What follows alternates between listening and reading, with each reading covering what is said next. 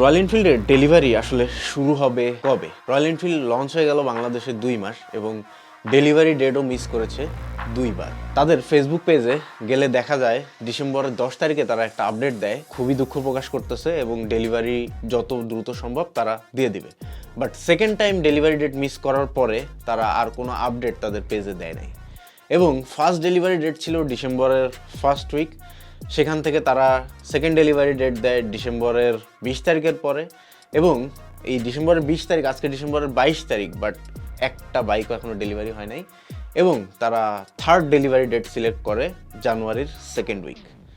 জানি না জানুয়ারির সেকেন্ড উইকেও মানুষ বাইক পাবে কিনা, বাট আমার মনে হয় রয়্যাল এনফিল্ডের উচিত ছিল আরও একটু স্পেসিফিকভাবে এই আপডেটটা দিয়ে দেওয়া। ইভেন দো তাদের পেজের নিচে গেলেও বিভিন্ন কমেন্টে তাদেরকে ক্রিটিসাইজ করা হচ্ছে বর্তমানে, এবং যেটা হওয়া খুবই স্বাভাবিক ছিল। আর আরেকটা জিনিস আমি রয়্যাল এনফিল্ডকে বলতে চাই, দেখেন